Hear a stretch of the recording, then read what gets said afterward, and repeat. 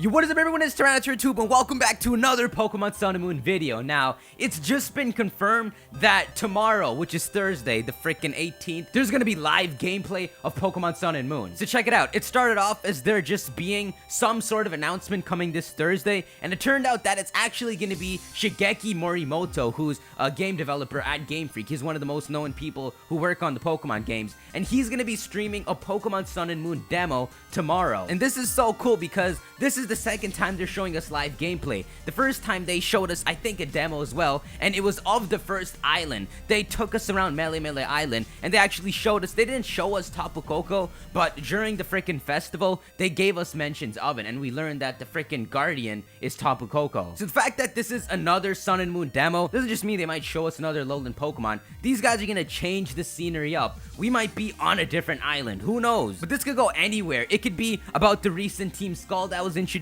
It could be about the Mega Evolution that they have yet to talk about. Maybe a Alolan Pokemon. Look at this, Pokejungle wishes for second starter evolutions, Ash Greninja, and post-game hints. I get why they speculated Ash Greninja because the recent reveals that Pokemon Sun and Moon has been doing has been tying into that recent leak. So at this point, there's just any direction this can go. This can be news about anything. So I actually asked you guys on Instagram, starter evolutions. What am I knowing about Ash Greninja? When is the live stream? They need to reveal starter evolution. Team Mystic?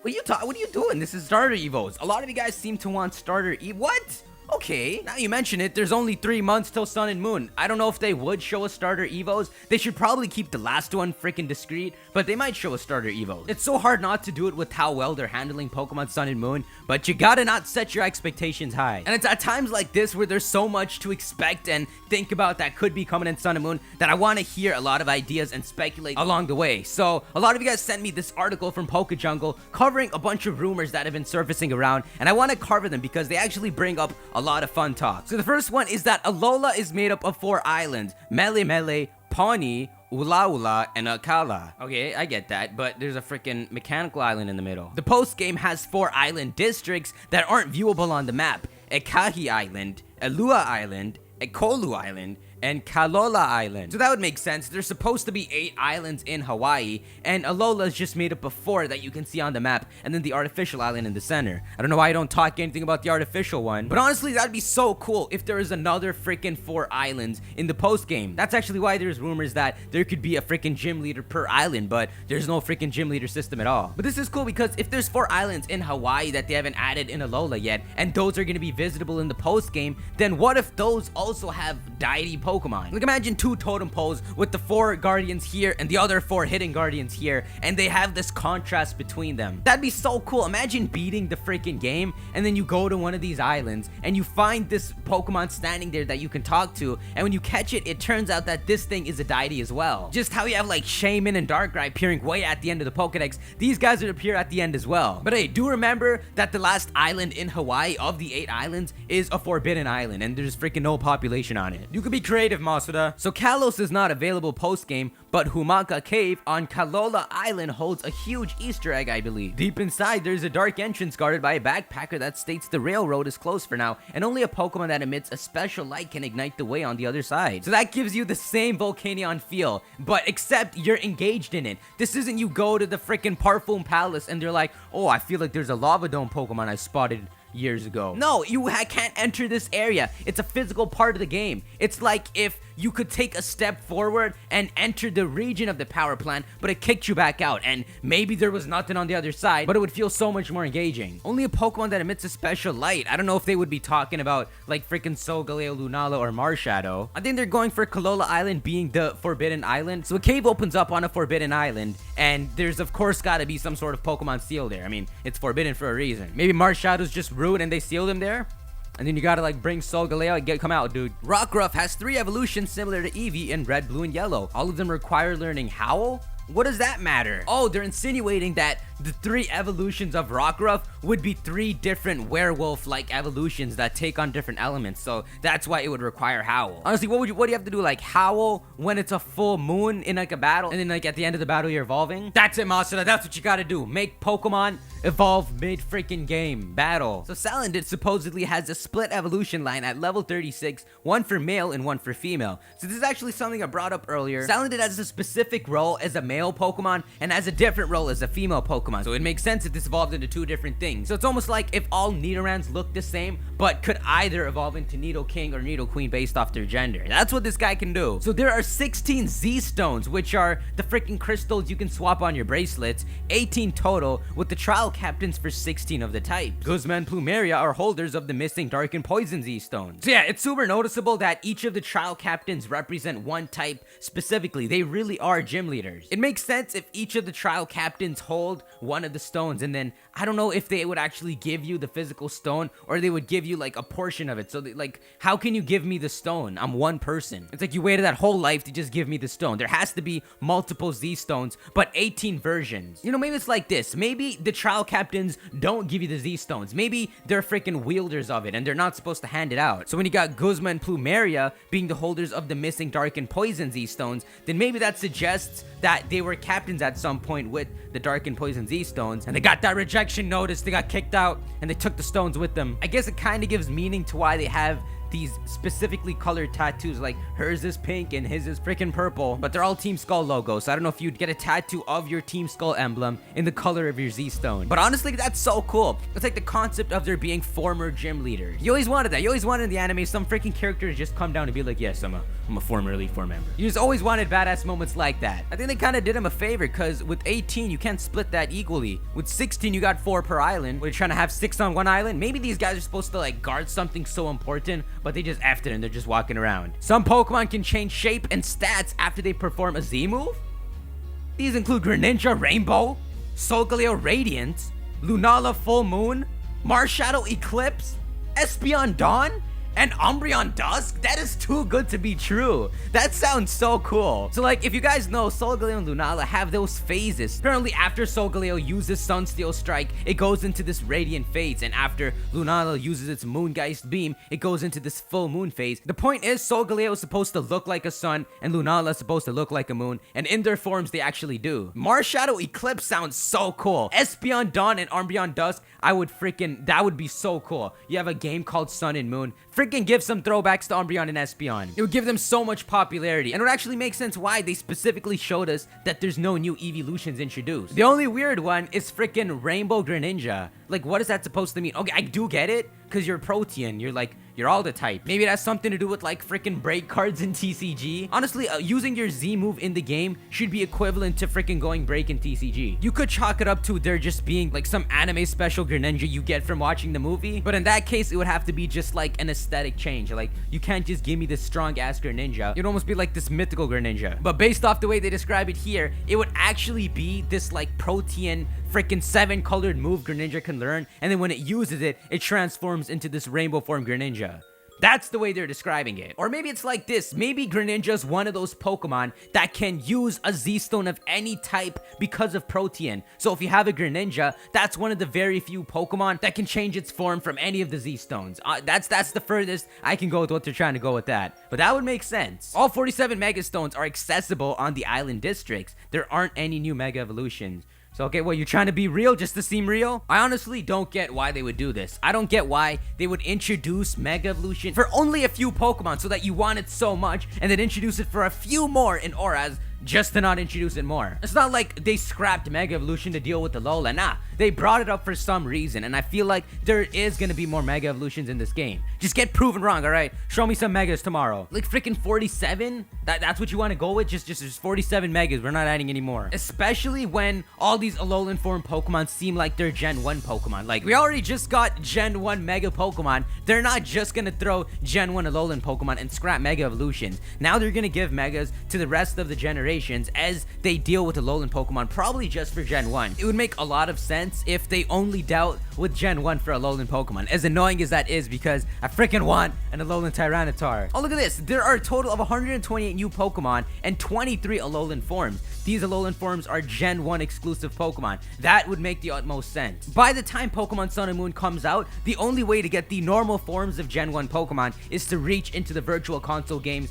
and transfer it from the classic Kanto game. It's not not like X and Y had data for Primal Kyogre and Groudon in it. There's no way to get any other Pokemon, so it makes sense if they just focused on Gen 1. The year after Sun and Moon comes out, if they want to introduce Gen 2 Pokemon, they can, but you just gotta focus on Gen 1 for now. Alolan form Pokemon that are capable of Mega Evolving can do so. Alakazam and Kangaskhan are among these. So this should be obvious. Every Alolan Pokemon should be able to do what their counterpart can. If Sandslash can Mega Evolve, then the Ice Sandslash can Mega Evolve as well. And when they Mega Evolve, it wouldn't say a Sandslash evolved into Mega Alolan Sandslash. No, it would say Mega Sandslash. They're not known as a different species. But what are you insinuating? Are there Alolan Alakazam and Kangaskhan? Marshadow, an extremely gorgeous dolphin, has a jewel on its head that emits sparkles so bright that it's seen as the emissary of light. Why is that the exact... You're lying. That is the exact opposite of what everyone thinks Marshadow is.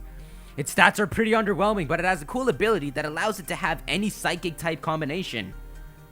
The second type is random every time it enters the battlefield. Even switching out causes it to change.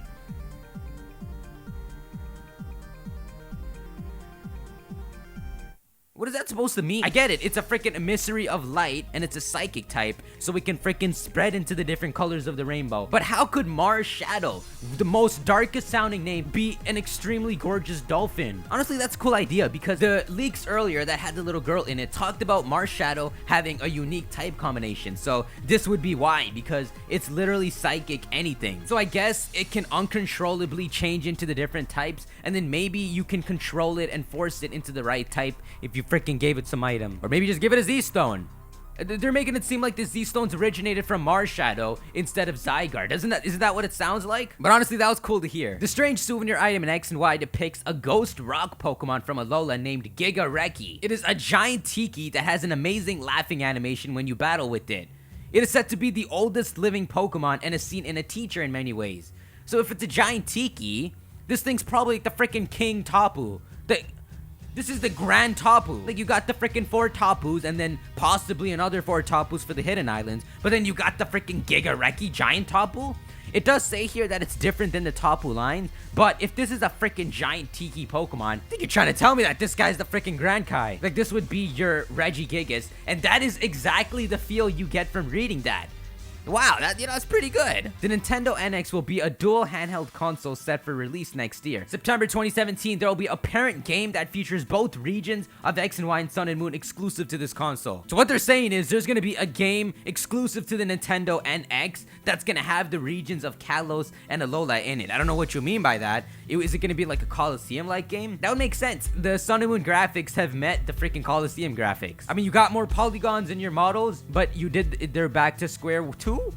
Because you're here. It's an improvement. It's on handheld. Rainbow Greninja will be revealed by the Pokemon Company on August 21st. Honestly, if Rainbow was a different term, Rainbow just sounds so fan-made. If you called it like Z Greninja, it would sound so much better because the concept makes sense. I get it. Okay, but it's just so weird. Alolan Alakazam family are fighting type. Alolan Alakazam can Mega Evolve, keeps the fighting type, and gains no guard. What are you talking about? That is freaking Machamp. Now Machamp's gonna start praying and get like freaking synchronized. It's like in Alola, Alakazam became friends of the Machamp and they became this fighting type clan of Alakazam. That'd be so cool. And I like that they mention it here that Alolan Pokemon should be able to Mega Evolve. Because there's a lot of you guys who think that they might not be able to, but the way it's gonna work, it would be like this. You would freaking find a Kangaskhanite and then you would give it to a Kangaskhan, yay, go Mega Evolve. But if you gave that exact same Kangaskhanite to an Alolan Kangaskhan, it should be able to Mega Evolve into its own Alolan form Mega Kangaskhan, which gives more reason for why they've been developing the Mega Evolution concept. They're not gonna scrap it. They're not freaking introducing Zero Megas. It's a cool idea, and we've always been saying how Pokemon could do cool things, like instead of calling it the Mewtwoite X, call it the freaking Mewite X. Just give those little tidbits so when we see it, it's like, oh shoot, it's because it's a freaking Mew. But honestly, a fighting type Alakazam. You guys remember that was from those credible leaks as well, but I can't imagine at all how a fighting type Alakazam could look. Yes, the Z bracelet is a key item in your backpack. Selecting it allows you to place one Mega Stone and one Z Stone inside of it. This allows for more crazier strategies because your Mega Pokemon can now hold items like Rayquaza due to this. Honestly, that would make sense if you freaking put Charizard's Mega Stone in there, and you don't need a freaking Keystone to synchronize with your Pokemon. I always felt like the fact that, like, you see Diantha, and she has that pendant on, and then Gardevoir has a pendant on, it's like, oh, I need this to connect with it. No, you don't need it. Just build a bond with it. Boom, look at that. When you think of it like that, that actually sort of makes sense. All you need is that Mega Stone to help the Pokemon tap in, especially when they show you that your Pokemon, if you synchronize with your Z-Stone, can use these, like, giant signature moves. But honestly, I don't think this is the reason. There has to be a different reason as to why we're not seeing Mega Pokemon in Alola. We're not even seeing a freaking Keystone. The first district you're taken to has a slightly upgraded Battle Maze in. Okay, I'm believing this. Honestly, I would have believed this like a freaking month ago, but I don't believe it. One of the districts has a Lugia, Ho-Oh, depending on your version. Okay, so that makes sense. It's not like Ho-Oh's always waiting on top of the Tin Tower, and Lugia's just waiting in front of its waterfall. They freaking travel. Maybe they come here too. What would be so cool is they take you to the final Forbidden Island, and it says freaking Naval Rock. Do it, Marshadow. All champions from previous game are able to be battled on the SSN while they're bored? You don't say that casually. The SSN brings you to all the districts. Okay, I get it, and they worded it really stupidly. I think what they're trying to say is, during the course of the entire game, sometimes when you're bored in the SSN, you might find like a freaking champion there. Not that they're all freaking in the same room just bored sitting like this. Who freaking wrote this? Rainbow Greninja is technically Ash Greninja, but with the name change. But he's not Rainbow. It will be revealed in a closing ceremony at Worlds 2016. A Meowth that knows Happy Hour and is owned by Alola will be distributed at Worlds, holding a Cherish Ball. Is that a normal Meowth? Is that what you're trying to tell me? Or maybe this is supposed to be like your mother's Meowth. Because I don't think you'd freaking distribute an Alolan Meowth. I'm gonna see way too many of them. Alright guys, this is the final rumor. See, isn't it just fun to freaking talk about rumors? So earlier they said that there's gonna be 128 new Pokemon. You remember that? You better. Because if you add 128 to 721, you're left with 151 to 1,000. If this is Game Freak thinking ahead, then they're trying to make Generation 8 so that there's only 151 Pokemon, obviously a throwback to their first generation. I kind of really want Game Freak to do this because that would be perfect. It's cool to have a lot of these ideas circulating in your head before the news announcement tomorrow because it's gonna be cool. It's gonna be just a long video that we're gonna be able to just sit back, react, and speculate about. So the link is in the description. I want you guys to speculate about these things as well, like Mega Evolution being introduced, how they're gonna deal with Rockruff being this special Pokemon because they're giving it some sort of significance. Like, dude, you're a werewolf. Unless Rockruff is supposed to evolve at 18 and then evolve again at 36 and they tell you that it's the secret for its starter, I don't get what's going on. This thing chalks it up to it being just a counterpart to Eevee. It's kind of ironic, but the funniest thing and the thing I like the most about on this list is how they described Marshadow to be the complete opposite of what you think. It's like this untamed, just free being that's so freaking powerful, so you should be scared of it, but it's so freaking beautiful. The fact that they call it an emissary of light, while Solgaleo and Lunala are the emissaries of the sun and moon, makes Marshadow the freaking kingpin. He's above them. The light you share, that's my light. That's me. When you turn on the switch, Solgaleo comes out of the freaking light. So anyways, guys, let me know what you think about this, and let me know more specifically, actually, what you think is going to be revealed in that gameplay. It could have something to do with this, but I want to create a discussion going before the stream, because that's the best way to enjoy the stream coming up. So, as always, guys, keep playing, keep laughing, and keep believing. See you in the next video. Peace.